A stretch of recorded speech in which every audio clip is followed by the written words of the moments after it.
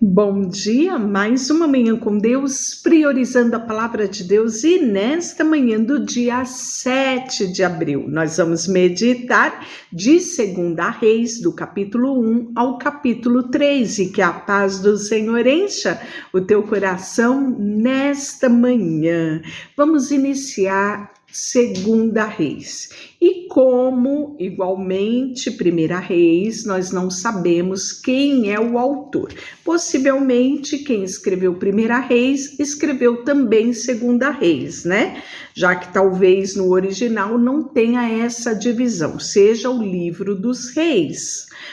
E nós vamos ver, né, a continuidade aqui dos reinados de Israel. Então, logo no 1 Reis, a gente viu falando a respeito de Davi, logo em seguida, né, a gente já vai adentrando ao reinado de Salomão, que nos traz maior detalhe. E logo em seguida, né, a partir da morte de Salomão, nós vamos ver o seu filho subindo ao trono, mas reinando apenas sobre Judá, Reino Sul, né? Então, a partir dali, nós vamos ver a divisão. Apenas uma tribo fica para os descendentes de Salomão, de Davi, que é a tribo de Judá, é a sua origem, e as outras tribos vão congregar-se, né, com outro rei, e assim a gente vai vendo as sucessões.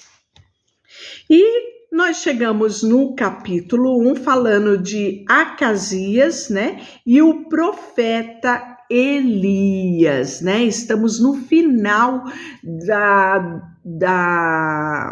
do tempo, né, do profeta Elias. Ele já está próximo aqui. Nós vimos no final de 1 Reis o grande desafio que Deus deu a ele, né, quando ele só queria ir embora para o céu, né, tinha acabado, pensado ele, a carreira. Então nós vamos ver Deus incumbindo a ele ainda algumas missões, né, entre elas nós vamos ver que Deus disse a ele sobre a unção de reis, né, e o seu próprio sucessor. Então, reinado de Israel, que nós estamos falando do Reino Norte, nós estamos falando da sua capital Samaria, né, e nós sabemos que finalizou com a morte de Acabe e de Jezabel no final, e quem reina em seu lugar é Acasias, né? Ele começou a reinar em Israel, na sua capital chamada Samaria, e enquanto isso, no reino sul, quem está reinando sobre Judá? Josafá, né? Então vamos continuar aqui. Depois da morte de Acabe, revoltou-se Moabe contra Israel, e caiu Acasias pelas grades de um quarto alto em Samaria, e adoeceu. E enviou mensageiros e disse: Ide e consultai a Baal Zebub, Deus de Ecrom, se sararei desta doença. Mas o anjo do Senhor disse a Elias, o tesbita: Dispõe-te e sobe para te encontrar com os mensageiros do rei de Samaria, e diz-lhe: Porventura não há Deus em Israel, para que você vá consultar Baal Zebub, Deus de Ecrom? Por isso, assim diz o Senhor: da cama em que subiste não descerás, mas sem falta morrerás. Então Elias partiu. E os mensageiros voltaram ao rei, e este lhe perguntou: Por que voltaste? E ele respondeu: Um homem nos subiu ao encontro e disse: Ide, voltai para o rei que vos mandou, e diz eles, né? E aí diz o recado aqui, e aí nós vamos ver que o rei já sabia de onde vinha isso, não é? Porque ele perguntou: Qual era a aparência do homem que vos veio ao encontro e vos falou tal palavra? E ele lhe respondeu: era um homem vestido de pelos, com lombos cingidos de um cinto de couro. Então disse ele: é Elias o tesbita, né? Então ele já sabia da fama de Elias por conta do próprio pai dele, da mãe dele, né? E que Elias, mesmo não tão presente ali, era muito famoso no reinado de Acabe e Jezabel. E o seu filho Acasias, né, sabia quem era o profeta audacioso que lhe mandou o recado. Então lhe enviou o rei um capitão de 50, com os seus 50 soldados, que subiram ao profeta, pois este estava assentado no cume do monte. Disse-lhe o capitão: homem de Deus. O rei disse: desce. Elias, porém, respondeu ao capitão de 50: se eu sou homem de Deus, desça fogo do céu e te consuma a ti e os teus 50. E sabe o que aconteceu? Desceu fogo do céu e consumiu a ele e os seus 50 soldados. Tornou o rei a enviar outro capitão de 50, com seus 50 homens, que lhe falou: homem de Deus, assim disse o rei, desce depressa. Agora acrescentou mais o depressa. Respondeu Elias e disse-lhe: se eu sou homem de Deus, que desça fogo do céu e te consuma a ti os teus 50. Sabe o que aconteceu? Desceu fogo do céu e consumiu a ele e os seus 50. Tornou o rei a enviar pela terceira vez um capitão de 50 com os seus 50. Então subiu o capitão de 50, indo ele, pôs-se de joelho. Olha que esperto esse capitão, não é?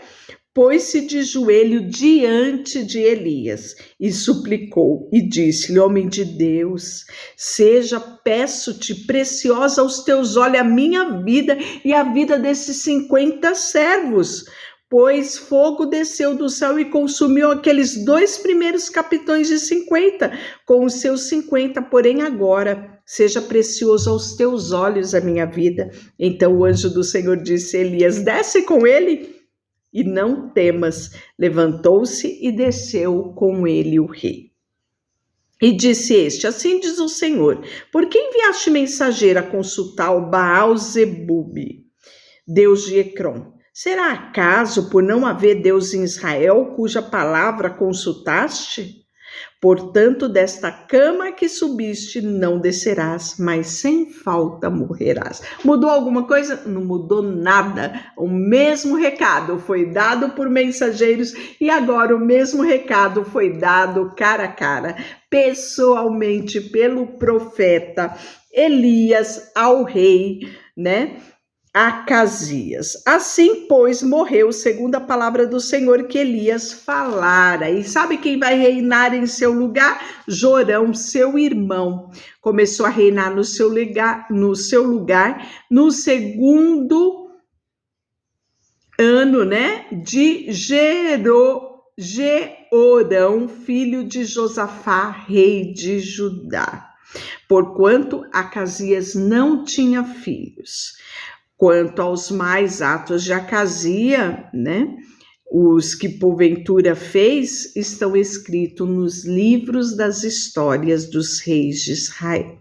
E aí agora nós vamos ver, né, Eliseu sendo sucessor de Elias, e é maravilhoso. Eu te convido a ler cada detalhe, né, deste encontro desses dois, Elias e Eliseu, e quão lindo é essa transmissão ministerial, né? Eu acredito aqui que foi mais do que uma transmissão, né? Foi, na verdade, aqui uma preparação de uma sucessão ministerial. Quando estava o Senhor para tomar Elias ao céu por um de redemoinho, Elias partiu de Gigal em companhia de Eliseu. E disse Elias a Eliseu: fica-te aqui, porque o Senhor me enviou a Betel. Respondeu Elias: tão certo como vive o Senhor e a tua alma, que não te deixarei. E assim desceram para Betel. Olha que lindo, né? Eles estavam em Gigal. Gigal era um lugar, né, que foi o primeiro acampamento, quando eles, né, passam ali o Jordão. O primeiro acampamento que eles fazem é em Gigal. Então eles saem de Gigal e vão para Betel. Sabe o que era Betel? Era a casa de Deus, é aquele local, né, onde já era marcado na história, onde tinha recebido um nome, né, como a casa de Deus. Então, os discípulos dos profetas que estavam em Betel saíram ao encontro de Eliseu e lhe disseram: sabe o que o Senhor hoje tomará o teu senhor, elevando ele sobre a tua cabeça? E Eliseu respondeu a esses filhos dos profetas: sim, eu sei, calai-vos. E disse Elias a Eliseu: fica-te aqui em Betel, porque eu vou para Jericó. Porém ele disse: tão certo como vive o Senhor, que vive a tua alma, que não te deixarei. E assim foram para Jericó, né? E aí nós sabemos que havia algo extraordinário, né? Que Eliseu sabia o poder e a unção que havia sobre Elias e que ele ia ser o sucessor, né? Então ele não queria desperdiçar nenhum momento desta companhia, de tudo que ele poderia aprender nesta amizade, nessa companhia, nessa trajetória que ele tinha, porque o dia estava chegando de que Elias ia ser tomado desta terra, né? E aí nós vamos ver que todo mundo queria avisar Eliseu, né, de que Elias seria tomado, né? Por cada cantinho que ele passava, vinha-se pessoas diziam a mesma coisa, né? Mas Eliseu já sabia, né? Ele já guardava no coração dele, por isso ele queria aproveitar cada momento. E aí no versículo 9, que vendo ele passado, Elias disse a Eliseu: pede-me o que queres que eu te faça antes que eu seja tomado de ti. E disse Eliseu: peço-te que me toque por herança, porção dobrada do teu espírito. Tornou Elias: dura coisa me pediste, todavia, se me vires quando eu for tomado de ti, assim se fará. Porque se não vires, não se fará. Indo eles andando, falando, eis que um carro de fogo com cavalos de fogo os separou um do outro. Elias subiu ao céu num redemoinho e vendo Elias clamou: meu pai, carro de Israel e seus cavaleiros, e nunca mais o viu. Tomando as suas vestes, rasgou-a em duas partes. Então levantou o manto de Elias que deixara cair, e voltando-se, pôs à borda do Jordão, tomou, né, o manto de Elias que ele deixara cair, feriu as águas e disse: onde está o Senhor Deus de Elias? Quando este feriu as águas, ela se dividiu para o outro lado e Eliseu passou. Olha que coisa extraordinária, né? E aí nós vamos ver que os discípulos dos profetas fazem uma força-tarefa para procurarem aonde estava Elias. Talvez ele tenha sido, caiu em algum lugar, talvez alguém raptou ele. Nós vamos procurar o corpo de Elias, nós vamos encontrar, né? E mesmo a contragosto, né? Eliseu diz: não precisa, eu sei que ele foi tomado, eu estava esperando por este momento. O texto diz que esses homens valentes, né? 50 homens valentes foram procurar Elias, mas não encontraram. E aí nós vamos ver que Eliseu vai tornar saudáveis as águas de Jericó. Os homens da cidade disseram a Elias: eis que é bem situada essa cidade, como vê meu senhor, porém as águas são más e a terra é estéril. Então disse: trazei-me um prato novo e ponde nele sal. E lhe trouxeram. Então saiu ele ao manancial das águas e deitou sal sobre elas e disse: assim diz o Senhor, tornei saudável estas águas e já não poderá dar morte nem esterilidade, ficando, pois, saudável aquelas águas até o dia de hoje, segundo a palavra de Eliseu, né? E aí nós vamos ver que Eliseu estava passando, né? E ele era calvo, ele era careca, e alguns rapazes lá da região, do vilarejo, né? Saem da cidade, começam a zombar, né? Começa a escarnecer, começa a tirar uma com a cara de Eliseu. E Eliseu não gostou muito disso, né? E aí nós vamos ver que os homens diziam: sobe calvo, ou sobe careca, né? Virando ele para trás, viu-os e os amaldiçoou em nome do Senhor. Então 2 ursas saíram do bosque, despedaçaram 42 deles, né? E aí nós vamos ver o reinado de Jorão sobre Israel, e aí nós vamos ver que Eliseu vai predizer a vitória sobre Moabe, né? E mais para frente nós vamos ver a derrota de Moabe a partir do versículo 21, né? Porém, chegando eles ao arraial de Israel, os israelitas se levantaram e feriram aos moabitas, os quais fugiram de diante deles. Entraram os israelitas na terra e ali também feriu os moabitas, né? E aí, vendo o rei de Moabe, que a peleja prevalecia contra ele, tomou consigo 700 homens que arrancavam espada para romperem contra o rei de Edom, porém não puderam. Então tomou seu filho primogênito que havia de reinar em seu lugar e ofereceu em holocausto sob o muro, pelo que houve grande ira contra Israel. Por isso retiraram dali e voltaram para a sua terra. Deixa eu orar por você, Senhor, nesta manhã.